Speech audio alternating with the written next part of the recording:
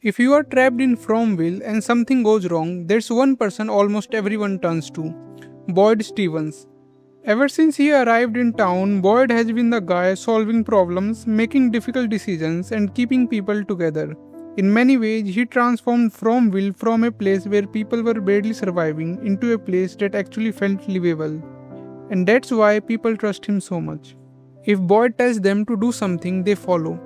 Whether it's entering monster filled caves to retrieve mysterious bones or giving a second chance to a murderer, people go along with it because they believe Boyd knows what he's doing. But that trust is starting to crack, and I think we are heading toward a point where Boyd's authority completely falls apart. Before we get into that, let's first look at how he earned so much respect in the first place. Before arriving in this town, Boyd spent 30 years in US Army.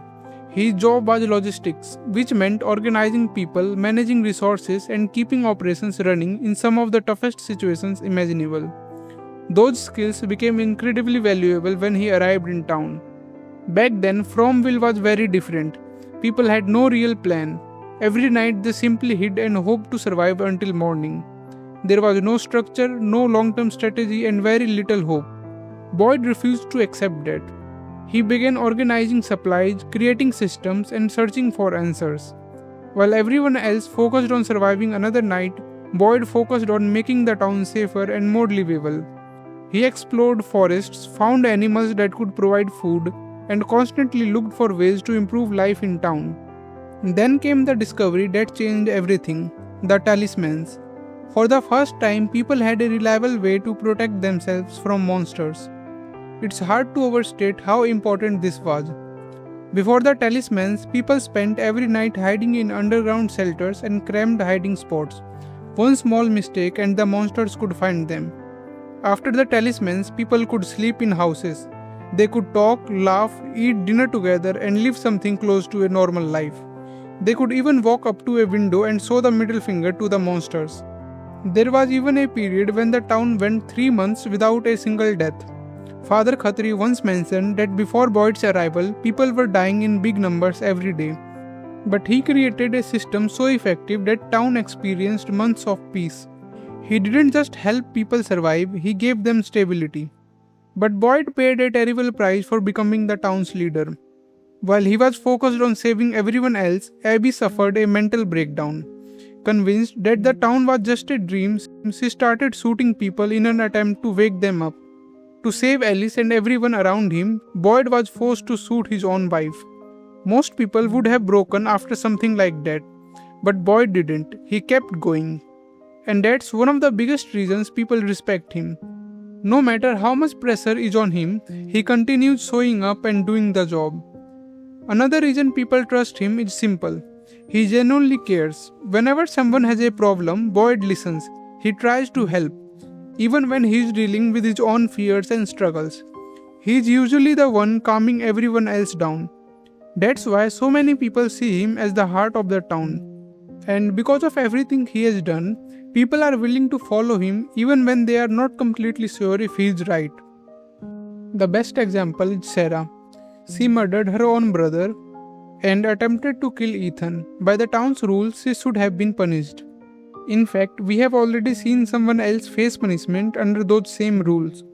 Frank was placed in the box after his irresponsibility contributed to the deaths of his wife and daughter. He didn't kill anyone himself, yet he still paid with his life. Sarah's crimes were far worse. Yet, Boyd argued that she could still help the town and deserved another chance. Many people disagreed, but they accepted his decision because they trusted him.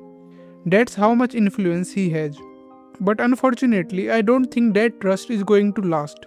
One growing problem is that Boyd and a small group of people have been keeping major discoveries to themselves.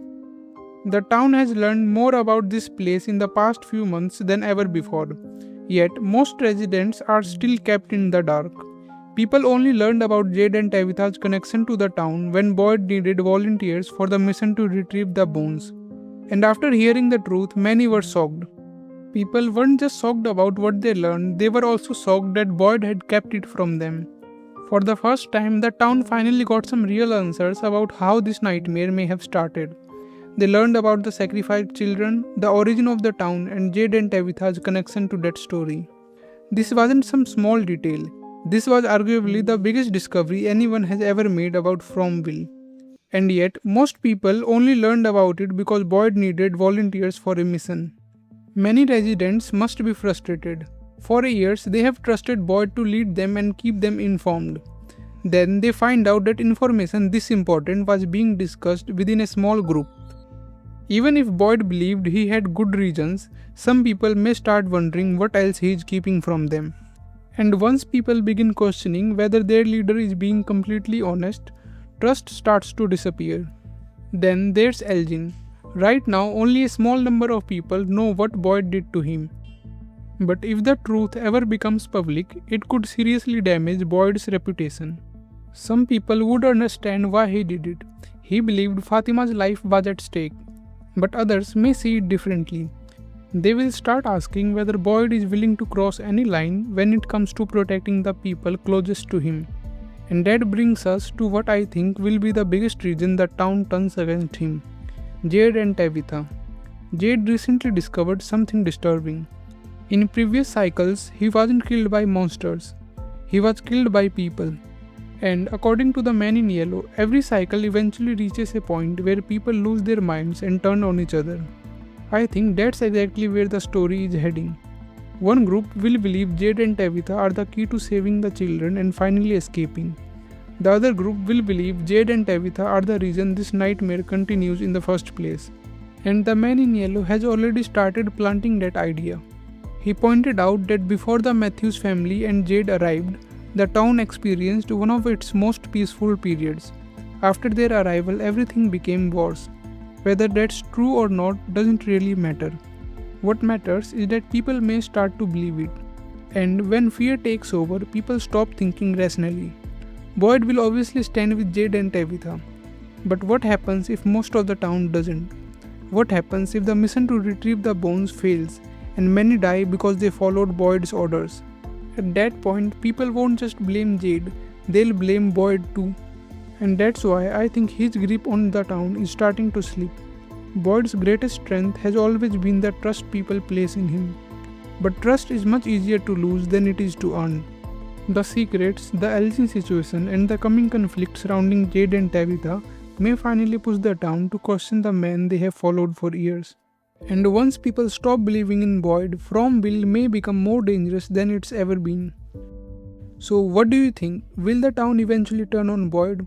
Or will he somehow manage to hold everyone together once again? Let me know your thoughts in the comments.